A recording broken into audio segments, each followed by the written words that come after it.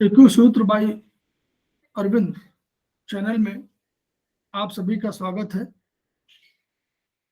हम लोग पिछली बार इन और यांग की जो चाइनीज अवधारणा थी उस पर वार्ता कर रहे थे। इसके प्रथम और द्वितीय भाग में इन और यांग के अवधारणा को स्पष्ट किया गया था और शरीर में उनकी उपस्थिति किस रूप में मानी गई है, चाहे ऑर्गन के संदर्भ में हो या रक्त और छी और माशय के संदर्भ में हो, ये हम लोगों ने देखा था। आज हम लोग उसके तीसरे भाग की ओर बढ़ रहे हैं और कुछ उपचार के संबंध में जो हम लोगों की कुछ आवश्यक चीजें हैं वो जानना जरूरी है और उसे बताना भी जरूरी है। उस पर हम लोग चर्चा कर रहे हैं। तो अगर कोई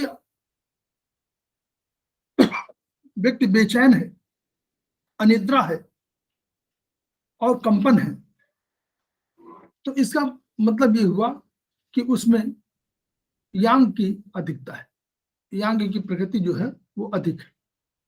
अगर उसका अगर रोगी का बिहेवियर बहुत शांत है, वो सोना चाहता है, निद्रालु अधिक होता है और वो मूवमेंट नहीं करना चाहता, वो चाहता है कि मैं स्थिर रहूं या सोता रहूं या बैठा रहूं या लेटा रहूं, तो आप ये समझिए कि उसमें इनकी अधिकता है। इसलिए उस पर ट्रीटमेंट के दृष्टिकोण से हमको ये ध्यान रखना पड़ेगा। अगर किसी व्यक्ति में सूखापन अधिक है, यानी सूखापन ड्राइनेस का मतलब ये हुआ कि अगर उसका गला भी सूखा हुआ है, हथेली भी सूखी हुई है, पैर भी, तलवे भी सूखे हुए हैं और पंजे भी सूखे हुए हैं, आंखें भी सूखी हुई हैं, तो और मल भी सूखा हुआ होगा, इसका मतलब क्या हुआ कि उसमें यांग की अधिकता है या इनकी कमी है। अगर कोई ऐसा सिम्टम लक्षण हम लोग देखते हैं कि उसमें नमी की अधिकता है, जैसे नाक बह रही हो तो यानी नाक से नमी निकल रही है, जल निकल रहा है, या आंखों से अधिक आंसू बन रहे हैं, या चेहरे पर जो पिंपल्स हैं वो उसमें हल्के से पानी की तरह है, या स्टूल जो है, मल जो है उसमें जली अधिक हो रहा है, या आपके सलाइवा अधिक निकल रहा है, यानी आपका जो लार है वो अधिक निकल रही है, तो ये सामान्यतः बताता है कि आप में एक्सेस ऑफ इन है, मतलब इन की अधिकता है और या यांग की कमी है। कोई भी आपका फोड़े फुंसी जो होते हैं, स्वेलिंग कहीं पर सूजापन हो गया है, या कहीं पर जो आपका गांठें बन रही वो हार्ड है, तो ये यांग की अधिकता के कारण हुई है, ये मानना चाहिए। और अगर इसी के विपरीत वो सारी चीजें सॉफ्ट हैं, ये चाहे गांठें हों या सॉफ्ट हैं, तो इसका मतलब ये सामान्यतः इनकी अधिकता को बताती है। अगर आपके किसी रोगी के एक्शन में कार्यवाही में जो हाइपर एक्टिविटी है, यानी बहुत तेज चल रहा है और बहुत तेज बात कर रहा है, तो इसका मतलब ये हुआ कि वो यांग की अधिकता है। अगर उसका हार्ट रेट भी बढ़ा हुआ है तो इसका मतलब कि हार्ट की यांग जो है बढ़ी हुई है। अगर उसमें हाइपो एक्टिविटी है, यानी एक्टिविटी कम है, तो वो इनकी अधिकता बताता है। जैसे अगर हार्ट की दर घटी हुई है, हार्ट बीट की दर घटी हुई है, तो यह इसका मतलब कि हार्ट की इन बढ़ी हुई है। अगर किसी व्यक्ति का, रोगी के संबंध में है कि यदि व्यक्ति का मूवमेंट जो है बहुत तेज है और बहुत अधिक बोलता भी है, तो यह समझिए कि आप उसमें उसकी यांग की अधिकता है। और अगर उसका मूवमेंट बहुत स्लो है, बहुत धीमा है, बहुत कम धीमे धीमे बात कर रहा है, तो इसका मतलब मानिए कि यांग इनकी अधिकता है इसमें। अगर कोई सिम्टम, कोई बीमारी के लक्षण जो सिम्टम पैदा होते दिखाई पड़ते हैं वो बहुत तेजी से दिखाई पड़े और तेजी से बढ़ते हुए लगे, तो इसका मतलब यांग की अधिकता है। और अगर यही लक्षण धीरे धीरे आए और बहुत तेजी से न बढ़े, तो इसका मतलब कि ये यांग की इनकी अधिकता को बता रहा है। अगर यांग नॉर्मल है, अगर यांग की प्रकृति जो है, जो शरीर में है, वो अगर सामान्य रूप से है, तो क्या होगा, इसका अर्थ क्या होगा कि जो सामान्य, जो क्यों मूवमेंट्स, यांग मूवमेंट संबंधित है, तो जो कार्यवाही हो रही होंगी वो अपने नॉर्मल कंडीशन में चल रही होंगी, मूवमेंट हो रहा होगा, की भी उसी तरह मूवमेंट करा रही होगी, जल भी उसी तरह अपने जहां पर उनको जाना है वहां मूवमेंट हो रहा होगा, तो वो ऐसा होगा, तो वो यांग नॉर्मल होगा। और सिक्रेशंस भी होंगे जो स्रावित होते हैं, कुछ पदार्थ जो एंजाइम्स वो भी अपने आप हो रहे होंगे, तो ये इसका मतलब यांग नॉर्मल है। अगर यांग कम हो गई, मान लीजिए यांग की कमी हो गई, तो क्या होगा कि हमारी जो, जिसको की हम बोलते हैं, जिसको ची बोलते हैं, की या ची जो भी बोले, वो रुक जाएगी, स्टेग्नेशन हो जाएगा, तो रुक जाएगी। और जो जल का प्रवाह, जो तरल पदार्थों का जो मूवमेंट हो रहा होगा, फ्लूइड्स का, तरल सभी प्रकार के हैं, तो वो उस रूप में अपने को परिवर्तित नहीं कर पाएंगे, मूवमेंट भी नहीं कर पाएंगे, तो ऐसी दशा में इन जो है बढ़ जाएगी। अगर यांग का मूवमेंट देखना, तो यांग का अर्थ ये है कि उसका मूवमेंट से उसको मानिए कि वो अपनी कार्यवाही फंक्शन ठीक कर रही है और उसका मूवमेंट जो है सही हो रहा है, तो यांग का नॉर्मल स्वभाव है। लेकिन अगर इन प्रिवेल करती है, अगर इन बहुत अधिक हो जाती है, तो क्या करती है, क्यों ये जो यांग की जो अधिक, यांग क्या करती है, यांग रूपांतरण करती है अधिक।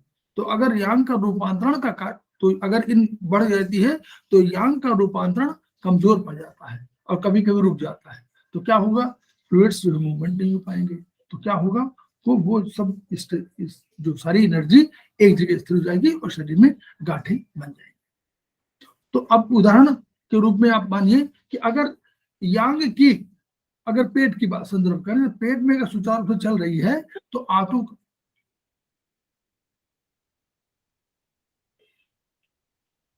का कार्य सुचारू रूप से चलेगा और भोजन ठीक से पचने लगेगा। जो आंतें क्या करती हैं, वो सारे तत्वों को ग्रहण करती हैं और जो बेकार का पदार्थ है उसको बाहर निकाल देती हैं, तो ये क्रिया वो करती रहेंगी। अगर यांग ऊर्जा कम हो गई, तो क्या होगा, ये ठीक से काम नहीं कर पाएंगी, ना आंतें ठीक से काम कर पाएंगी, ना उनका जो उनको सारा तत्व ग्रहण करना वो ठीक से कर पाएंगी, ना उसको निकालने का भी ठीक से कर पाएंगी। तो क्या होगा कि बॉडी फ्लूइड्स, जो शरीर के तरल है, उनका संचरण घट जाएगा और अंततः क्या होगा, गांठें बन जाएंगे शरीर में। तो इसलिए इन और यांग कहा गया है कि इन और यांग वास्तव में एक दूसरे पर निर्भर है, वो निर्भरता है, इसीलिए वो उनके संबंध जो है विरोधी न होकर के एक दूसरे के पूरक है। तो क्या है, देखने में तो दोनों के फंक्शन अलग अलग दिखाई पड़ते हैं, इनका काम अलग है, यांग का काम अलग है, लेकिन वो एक दूसरे पर, अपने कामों के लिए एक दूसरे पर निर्भर है। जैसे अगर इन है, तो वो यांग पर इसलिए निर्भर है कि यांग जो है उसमें ऊर्जा को उत्पन्न करे, की को उत्पन्न करे, और जो भोजन है, जो भोजन के पाचन से, तो पाचन से क्या होता है, पाचन से रूपांतरण होता है ब्लड में, तो ये रूपांतरण का काम जो है अगर नहीं होगा, तो इनके पास स्टोरेज होगा ही नहीं, उनके पास वो पदार्थ आएगा ही नहीं। तो इसलिए इन निर्भर करती है यांग पर कि वो रक्त बना दे, यानी भोजन से रक्त बना दे, रूपांतरण कर दे, और जो की का प्रोडक्शन है वो बना दे। और यांग क्या करता है, यांग डिपेंड करता है इन पर कि भैया जो ब्लड, जो रक्त जो है बना हुआ है, उसको, जो रक्त बना हुआ है और जो इसेंस है उसको हमको देंगे, ताकि उनका भी काम चलता रहे, और तभी तो उसको ऊर्जा आएगी। तो यांग और इन दोनों एक दूसरे पर डिपेंडेंट है। इनको स्ट्रक्चर कहा गया है और यांग को फंक्शन कहा गया। अगर फंक्शन की बात करनी हो तो यांग फंक्शन की ओर बात कर रहा है, और इन स्ट्रक्चर यानी मूलभूत जो सार तत्व है उसकी बात कर रहा है, वही तो इन है। तो जब कभी ट्रीटमेंट के दृष्टि में होंगे तो अगर हमको किसी ऑर्गन का फंक्शन सुधारना है तो हमको यांग में सुधार लाना पड़ेगा। अगर स्ट्रक्चर बदला हुआ है तो इसका मतलब इन तत्व में कहीं गड़बड़ी है, तो इन तत्व का जो है संतुलन नहीं हो पा रहा है। तो इसलिए बिना फंक्शन के अगर यांग अगर फंक्शन नहीं होगा तो इन में क्या होगा, इन जो है जब यांग फंक्शन कम होगा तो ट्रांसफॉर्मेशन नहीं होगा, पदार्थों का जो ट्रांसफॉर्मेशन होता है एक दूसरे से, और मूवमेंट जो ची का होता है वो मूवमेंट नहीं हो पाएगा। उसी तरह इन जो है आंतरिक, इनको आंतरिक कहा गया है, जो अंतःस्थल में है डूबा हुआ है, और जो यही यांग का आधार है वो इन उस पर पदार्थ है, और यही यांग का आधार है, इसी पर यांग को एक्ट करना है। और यांग क्या है, बाहरी तत्व है, बाहरी बहिर्मुखी है उसका स्वभाव, लेकिन वो क्या करता है, वो जो इन जितना है उसका मैनिफेस्टेशन है, उसको उसका बाहरी प्रकटीकरण है। तो अब इन यांग पर और हम लोग बात कर रहे हैं, तो ये हमेशा एक दूसरे के साथ चलते हैं और एक दूसरे का पीछा समझ लीजिए कर रहे हैं। इन के बाद या इन जैसे हुआ तो यांग तुरंत यांग आ जाएगा, यांग जैसे अब चलता रहे तो फिर इन आ जाएगी। तो इन और यांग, यांग और इन, फिर इन यांग यांग इन, ये इस तरह का एक रूप, एक क्रम रूपांतरण का चलता रहता है। तो इसलिए जैसे देखें, अब चूंकि बैलेंस प्रकृति में बैलेंस है, तो हम अपने शरीर को भी प्राकृतिक रूप से देखें तो हमारे शरीर में बैलेंस है, लेकिन यह बैलेंस बिगड़ता बनता रहता है इन और यांग के अवधारणा के आधार पर, इन यांग के मात्रा के आधार पर। अगर इन बहुत बढ़ जाएगी तो यांग को कंज्यूम कर लेगी, और अगर यांग बहुत बढ़ जाएगा तो इनको कंज्यूम कर लेगा, यानी यांग बहुत बढ़ा तो इन कम हो जाएगी। तो उदाहरण के रूप में लिया गया है कि रात और दिन की अवधारणा क्या है। रात और दिन में परिवर्तन आप देखिए कि जब दिन अवसान होने लगेगा, जब दिन मतलब शाम को होने लगेगी, तो शाम क्या होगा, यांग घटने लगता है और इन बढ़ने लगती है, और जब रात पूरी हो जाती है तो यंग अपने पूरे पावर में होती है और यांग उसमें बहुत कम होता है। धीरे धीरे सवेरे जब प्रातः काल होता है तो यांग धीरे धीरे बढ़ने लगता है और इन धीरे धीरे घटने लगती है, और दिन में पूरा यांग प्रभावी हो जाता है और इन जो है बहुत कम हो जाती है। तो इसका मतलब ये संतुलन बनाने का प्रकृति का नियम है। तो अगर इनका आपने कंजम्पशन कर लिया तो इसका मतलब कि यांग बढ़ गया, और अगर यांग को कंजम्पशन कर लिया तो इन बढ़ जाएगा। उसी तरह अगर इन बढ़ गई तो यांग अपने आप कंज्यूम हो जाएगा, और अगर यांग बढ़ गया तो इन कंज्यूम हो जाएगी। अब गर्मी के वातावरण को देखिए आप, गर्मी में क्या होता है, गर्मी में यांग अपने चरम सीमा पर है, गर्मी में यांग जब खूब बढ़ जाती है, तो अब यांग बढ़ी तो क्या हुआ, पसीना आने लगा, शरीर ने तुरंत बैलेंस करने की कोशिश किया, शरीर क्या करता है, शरीर तुरंत ही पसीना निकाल लेता है। पसीना क्या है, इन है। तो शरीर जैसे गर्मी बढ़ी, यांग बढ़ी, तो वैसे ही शरीर में पसीना इन ज्यादा आने लगता है, इन है, और इस तरह इन जो है कंज्यूम हो जाता है। तो पसीना निकला तो शरीर का इन जो है कम हो गया। जब अगर बाहरी वातावरण बहुत ठंडा हो गया, अगर बाहरी वातावरण इन है बहुत ठंडा हो गया तो शरीर क्या होता है, कांपने लगता है। क्यों, क्योंकि गर्मी पैदा करने के लिए, ताकि जो है, तो इसलिए जब बाहरी वातावरण ठंडा हुआ यानी इन बढ़ गया तो यांग कंज्यूम हो जाता है, गर्मी पैदा करने के लिए वो उतना कंजम्पशन उसका हो जाता है। अगर शरीर में इंफेक्शन आ गया तो ज्वर हो जाता है। तो ज्वर क्या है, एक्सेस ऑफ यांग है। एक्सेस ऑफ यांग होने पर क्या होगा, अगर यांग बढ़ जाएगा तो ज्वर से शरीर के तरल पदार्थ सूख जाएंगे, तो यानी क्या हुआ, इनकंज्यूम हो गया और शरीर में ड्राइनेस बढ़ जाएगी। तो और अब जब हम लोग चिकित्सा की दृष्टि आएगी देखेंगे तो हम लोगों को दो चीजों का अंतर अब धीरे धीरे करना पड़ेगा कि what is excess of yang and what is consumption of yang. क्या एक्सेस ऑफ यांग क्या है और कंजम्पशन ऑफ यांग क्या है, बस इसको, ये चिकित्सा की दृष्टि से बहुत महत्वपूर्ण है। तो इसलिए इसको अंत में समझने का है कि अब हम लोगों ने इन और यांग पढ़ लिया, जान लिया कि इन और यांग क्या है, उनके नेचर क्या है। अब हम इसको कैसे चिकित्सा में कैसे समझें कि ये एक्सेस ऑफ यांग है या कंजम्पशन ऑफ इन है, और इसी को समझने पर हमारी चिकित्सा बढ़िया होने लगेगी। ये है तो एक्सेस ऑफ यांग, हम लोग ये समझे कि एक प्राइमरी तत्व होगा, एक सेकेंडरी तत्व होगा। तो प्राइमरी तत्व को देखना पड़ेगा, प्राइमरी तत्व क्या है। जैसे कहीं पर गर्मी हो रही है, आग लगी है, तो प्राइमरी फैक्टर तो आग है, जल की कमी तो सेकेंडरी फैक्टर होगा। तो उसी तरह एक्सेस यांग में प्राइमरी फैक्टर क्या है, एबनॉर्मल इंक्रीज ऑफ यांग, यांग की बढ़ोतरी, और वो असामान्य रूप से यांग बढ़ गया है, इसको बोलते हैं कि ये एक्सेस ऑफ यांग है। अब जब एक्सेस ऑफ यांग हो जाएगा तो इससे क्या होगा, इनका कंजम्पशन हो जाएगा, इन अपने आप कंज्यूम कर ली जाएगी।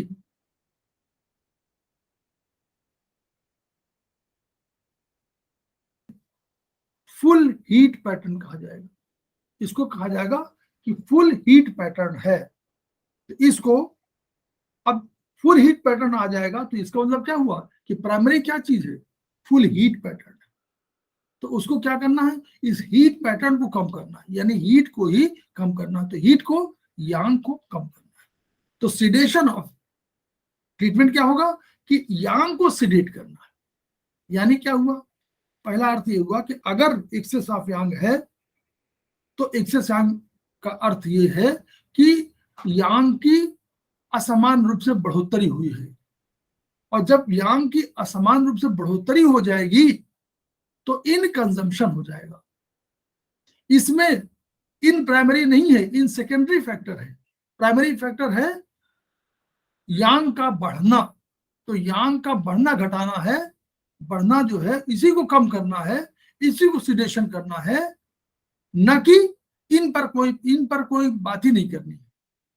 क्योंकि प्राइमरी फैक्टर है यांग का बढ़ना, एबनॉर्मल इंक्रीज। इसको इस तरह समझे अभी आगे हम लोग समझेंगे। इसको फुल हीट पैटर्न कहेंगे। तो फुल हीट पैटर्न में आपको यांग को सिडेट करना है, यांग की शक्ति को घटाना है। दूसरी तरफ अगर कंजम्पशन ऑफ इन है, मान लीजिए कंजम्पशन ऑफ इन है, तो इसमें क्या होगा, कौन सा है कंजम्पशन ऑफ इन में प्राइमरी फैक्टर क्या है, deficiency of yin. Consumption of yin में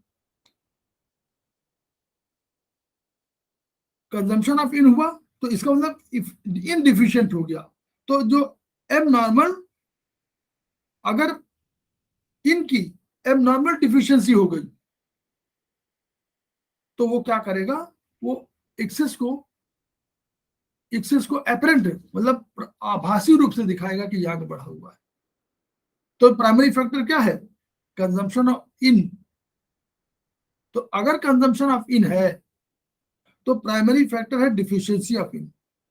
ये डिफिशियंसी ऑफ इन हो जाएगी तो आपको लगेगा कि प्राइमरली नहीं, सेकेंडरी पैटर्न में आपको लगेगा कि यांग बढ़ी हुई है आभासी रूप से। इसको कहेंगे एम्प्टी हीट पैटर्न। इस केस में आपको इन को टोन करना है। अब इसको हम लोग, अगर चित्र नहीं है लेकिन चित्र के अवधारणा आपको बता रहे हैं कि यदि इन और यांग को एक सतह पर माना जाए। मान लीजिए इस स्टेज में इन और यांग दोनों हैं, दोनों बैलेंस फॉर्म में है, हम लोग इसको मानते हैं। अब इस सतह से अगर, और लेफ्ट में ये वाला यांग है और ये राइट वाला जो है, राइट वाला हमारा राइट वाला इन है और लेफ्ट वाला यांग है। उसी उदाहरण पर चले कि राइट और, तो राइट वाला इन है, this is yin and this is yang. अब हम लोग ये कल्पना कर रहे हैं नंबर एक कि ये बैलेंस फॉर्म में होंगे, दोनों ऐसे होंगे, इन और यांग दोनों बराबर है। मान लीजिए 100, ये 100, इसको 100 मान लीजिए यहाँ इस लेवल को, तो 100 पर दोनों है। दूसरी अब दूसरी कंडीशन आ जाएगी कि एक्सेस ऑफ इन। अब एक्सेस ऑफ इन में क्या होगा, एक्सेस ऑफ इन में क्या होगा, हमारा राइट वाला इन है, तो ये इन जो है, ये राइट वाला, ये एक्सेस ऑफ इन का मतलब कि इनकी एबनॉर्मल इंक्रीज है। ये 100 के लेवल से ऊपर 120 लेवल पहुंच गया। अब जैसे ये ऊपर पहुंच जाएगा तो इस लेवल से, तो ये कंजम्पशन हो जाएगा, ये अपने सतह, ओरिजिनल सतह से नीचे और आ जाएगा। तो यानी इसमें प्राइमरी फैक्टर क्या है, एक्सेस ऑफ इन है। यांग आपको कम दिखाई दे रहा है, लेकिन यांग वास्तव में कम नहीं हुआ है, वो इन ने उसको कंज्यूम कर लिया है।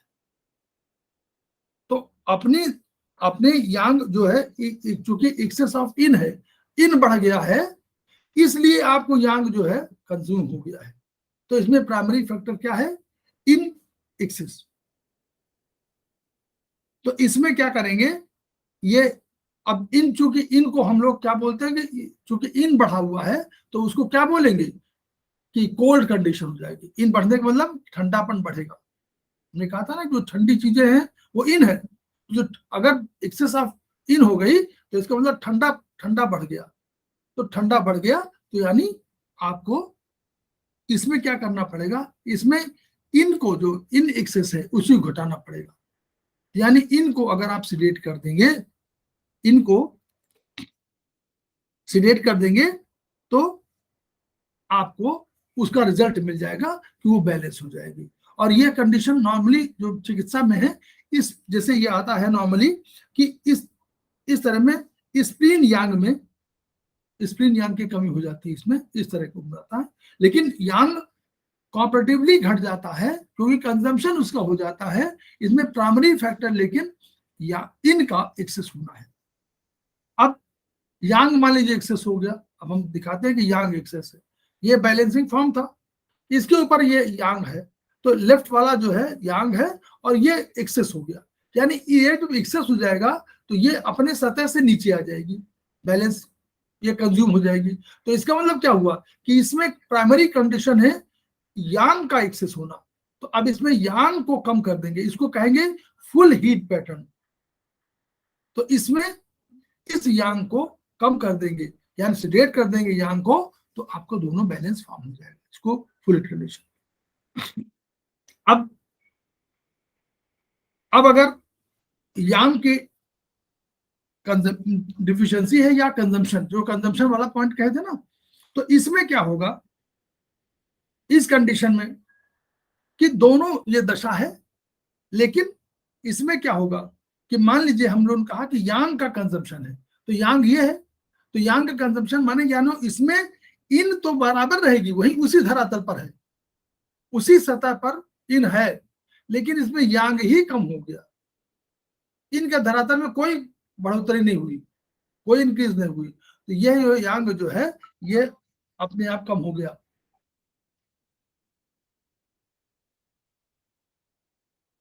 तो ये जो कंडीशन होगी कंजम्पशन ऑफ इन कहलाएगी, ये कंजम्पशन और डिफिशियंसी ऑफ यांग कहलाएगी। ये कंजम्पशन है, ये वर्चुअली इन तो वही रही लेकिन इन यांग ही कम हो गया। तो इसमें क्या होगा, अगर ये कंडीशन तब आती है जब शरीर के यांग की एनर्जी जो है वो कम हो जाती है, तो क्या होगा, आपको हल्के से ठंडक लगेगी, क्योंकि इन तो यांग गर्मी पैदा करती है, ठंडक लगेगी। तो इसमें आपको इन जो है बढ़ी हुई लगेगी, वास्तव में बढ़ी नहीं होगी। तो इसको कहेंगे एम्प्टी कोल्ड कंडीशन।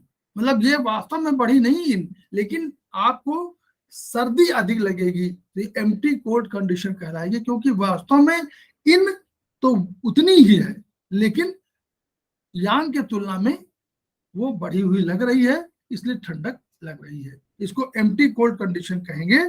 तो इसमें क्या होगा कि इसको यांग जो हमारा कम हो गया, यांग जो है हमारा जो कम हो गया है, कंजम्पशन हो गया, इसी को यांग को बढ़ा देंगे तो एम्प्टी कोल्ड कंडीशन ठीक हो जाएगी। तो अगर एम्प्टी कोल्ड कंडीशन होगी तो आपको यांग बढ़ाना है।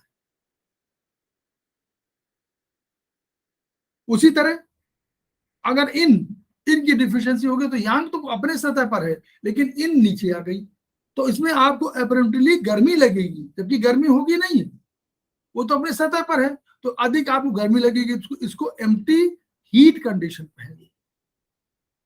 तो इस एम्प्टी हीट कंडीशन में आपको क्या करना पड़ेगा, जो वर्चुअली तो यांग जो है अपने सतह पर है, लेकिन वो इन जो है कंजम्पशन ऑफ इन है, तो कंजम्पशन ऑफ इन नीचे आ गया है। तो इसमें क्या करना पड़ेगा कि इन एनर्जी को आप इन एनर्जी, क्योंकि यांग तो अपनी जगह पर है, इसमें आपको गर्मी लगेगी एम्प्टी है, इसमें इन एनर्जी को टोनिफाई कर देना, तो एनर्जी बराबर पे आ जाएगी। फिर एक सिंकिंग ऑफ इन होगी कि भाई दोनों चीजें होंगी, दोनों यांग भी बढ़ गया और इन भी सिंक हो गई। यांग जो है यांग बढ़ गया और इन भी, अगर सिंकिंग ऑफ इन है माने इन घट गया, इन राइट वाला है वो इन है वो घट गया, और सिंकिंग ऑफ इन यांग बढ़ गया। तो दोनों में ये बहुत क्रूशियल स्टेज में होती है। इसमें जो है इन बहुत अधिक घट जाती है, तो उसको बहुत अधिक रोगी को पसीना आने लगेगा। क्यों?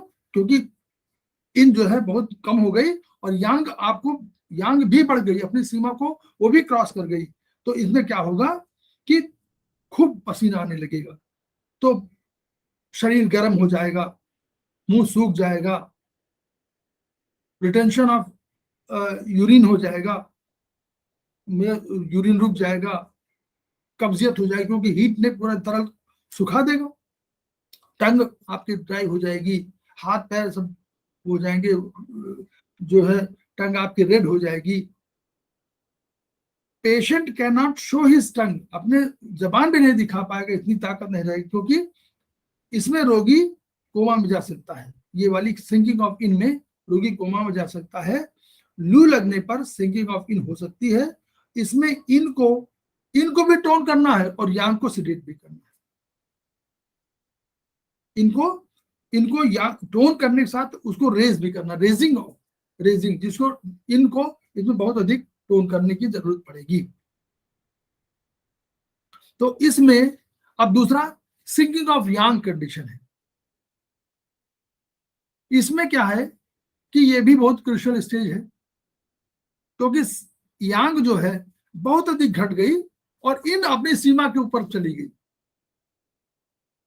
तो इन जब अपनी सीमा के ऊपर चली जाएगी तो आपको क्या होगा, इसमें खूब कंडीशन कोल्ड की कंडीशन होगी, खूब कोल्ड लगेगी, आपको खूब ठंडक लगेगी,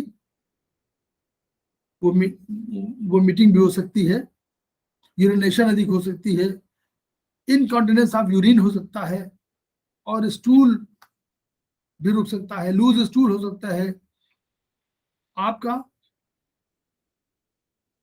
टंग जो है बिल्कुल मोटी हो जाएगी, सोलिन हो जाएगी, एक्सेस स्वेटिंग हो जाएगी,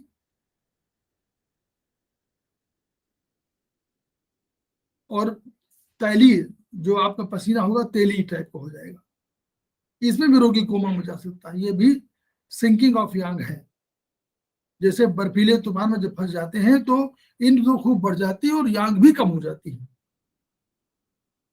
तो हार्ट यांग नॉर्मली इस तरह की स्थिति क्या होती है, हार्ट यांग जब सिंक होती है तो रक्त संचरण बहुत घट जाएगा, ऑक्सीजन की कमी हो जाएगी, तो होठ नीले पड़ जाएंगे, नब्ज कमजोर हो जाएगी, जीभ छोटी हो जाएगी, बाहर नहीं निकल पाएगी, और इसमें हार्ट यांग को टोन करने के साथ साथ हार्ट यांग को रेज भी करना होता था। यानी इसमें चूंकि यांग बहुत अधिक घटी हुई है और जिनमें सिंगिंग ऑफ इन है, तो उसमें इनको टोन भी करना है और इनको रेज भी करना है, दोनों कंडीशन है, raising as well as toning.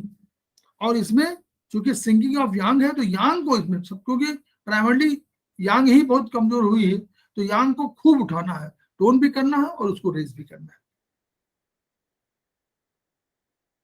इन से यांग और यांग से इन में रूपांतरण कैसे होता है, तो देखिए दो शर्तें इसमें दी गई हैं कि अगर एक शर्त है एक्सटर्नल कंडीशन और एक इंटरनल कंडीशन है। इंटरनल कंडीशन क्या है, वो कह रहे हैं कि उस फैक्टर, इंटरनल कंडीशन का अर्थ ये है कि भाई उसमें एक आंतरिक तत्व है और एक बाहरी तत्व है। तो आंतरिक तत्व ये है कि उसमें वो क्षमता, आंतरिक तत्व का अर्थ है कि उसमें वो क्षमता होनी चाहिए जिसके लिए आप बात कर रहे हैं, कि उसमें किसी व्यक्ति में वो क्षमता तो हो, जगाना तो सेकेंडरी चीज है, पहले वो क्षमता तो हो तभी तो जगेगा, जग के तो वो काम करेगा। अगर वो क्षमता ही नहीं काम करने की तो वो काम नहीं कर पाएगा। उसी तरह ये है कि एक्सटर्नल कंडीशन, इंटरनल कंडीशन वो है कि उसमें उस पदार्थ में वो एक ऐसी अवस्था, ऐसी शक्ति, ऐसा गुण जरूर होना चाहिए जिसकी वजह से वो रूपांतरण कर सकता हो, नंबर 1। नंबर 2, बाहरी दशा क्या होगी, बाहरी दशा में टाइम फैक्टर है। ये टाइम कब होगा, कब समय आएगा, वो टाइम फैक्टर है, वो टाइम फैक्टर काल का प्रभाव होता है। तो अब इसका हम लोग यूज कैसे करेंगे,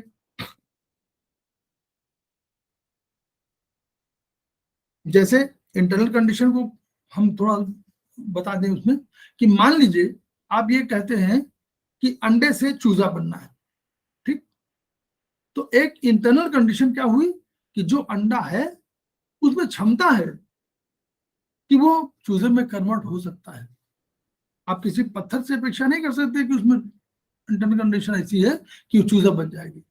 अंडे में ही क्षमता है, अंडे में इंटरनल क्षमता है कि वो चूजे में कन्वर्ट हो जाएगी। ये पहली कंडीशन हुई इंटरनल। एक्सटर्नल क्या हुई कि उसमें वो टाइम फैक्टर है कि वो 30 दिन में या 5 दिन में या 4 दिन में उस समय का आने पर, गर्मी देने पर, एक कंडीशन हो सकती है गर्मी देने पर, दूसरी कंडीशन समय, तो गर्मी दे रहे हैं और समय, उतने समय बाद गर्मी देने पर चूजा निकलेगा। तो ये एक्सटर्नल कंडीशन की बात हो गई। अब हम लोग कैसे करेंगे इसको यूज।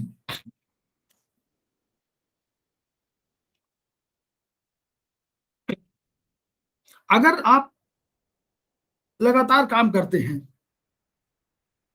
और कोई आराम नहीं करते, तो ये क्या करता है, ये आपकी इनको जो extreme of deficiency in of the body energy, तो एक्सेस, जैसे आप यांग बढ़ा देते हैं वैसे आपका इन जो है वो कमजोर हो जाता है। तो extreme deficiency of the bodies energy, तो अगर बॉडी की एनर्जी वो है उसमें ही पूरा डिफिशियंसी हो जाएगी। क्यों, क्योंकि अधिक काम आप कर रहे हैं, आपने यांग बढ़ा दिया तो एनर्जी जो होगी, जो इन है, deficiency of in of the bodies energy वो कम हो जाएगी, एक्सट्रीम डिफिशियंसी ऑफ इन। तो ये है आपकी बिल्कुल शक्ति जो है काम करने, मतलब आपकी क्षमता ही नहीं रह जाएगी। जो आपके अंदर एक तो क्षमता है और एक आंतरिक क्षमता है, जो आपके पास एनर्जी है, और जो रूपांतरण है दूसरा वाला, तो पोटेंशियल एनर्जी और काइनेटिक एनर्जी।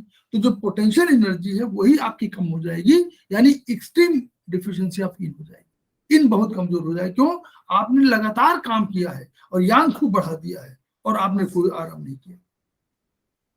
आपने मान लीजिए खूब जॉगिंग किया तो आपने यांग तो खूब बढ़ाया, तो वो क्या होगा, आपकी पल्स